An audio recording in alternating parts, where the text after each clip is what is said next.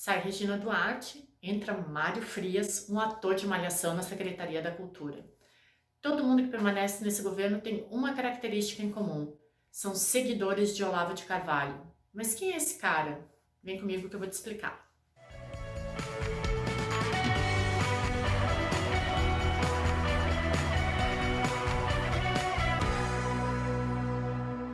Oi, gente!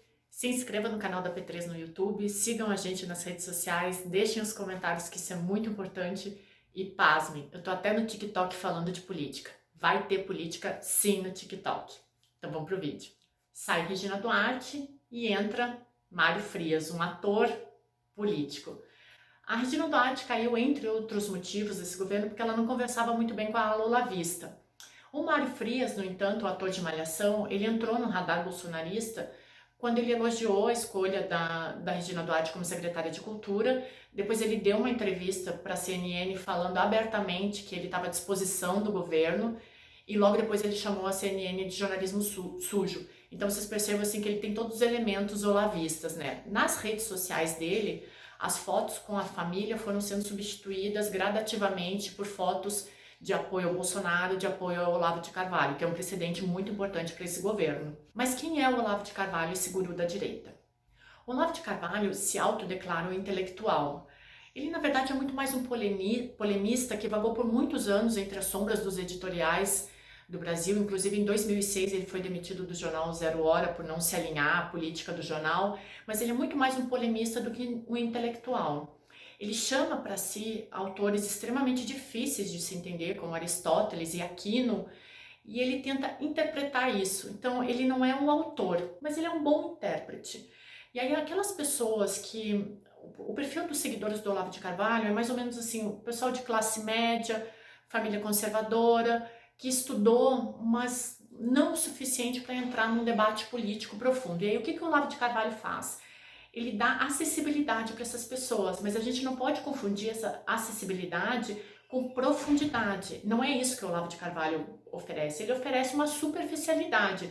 Então ele pega Aristóteles, Aquino e fala: olha só, eu vou te dar alguns elementos aqui para que tu possa pelo menos falar desses personagens que são extremamente difíceis, esses autores que são extremamente difíceis. O único ponto positivo que eu vejo no Olavo de Carvalho é que ele soube entender o cansaço das pessoas melhor do que a esquerda, que vê em Karl Marx a solução para todos os seus problemas. O Olavo de Carvalho soube entender um pouco melhor esse movimento. E ele saiu das sombras dos editoriais e ele foi para as redes sociais. Então ele se tornou o que a gente chama de um animal político midiático. O Olavo de Carvalho foi para as redes e começou a falar de assuntos que estavam só na academia, ele começou a falar para massas. Isso é muito importante.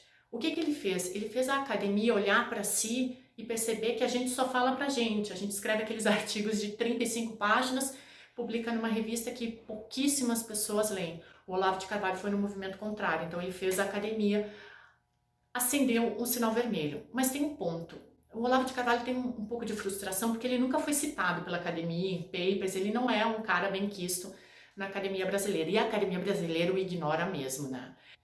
E aí ele escreve livros como O Mínimo que Você Precisa Saber para Não Ser um Idiota, O Imbecil Coletivo, que eu espero que não seja nenhuma tentativa de equiparação com o Idiota, que é uma brilhante obra do Dostoiévski, mas ele vai te dando elementos assim para que tu pense que tu tem argumentos para participar de uma coisa que naturalmente tu não participaria.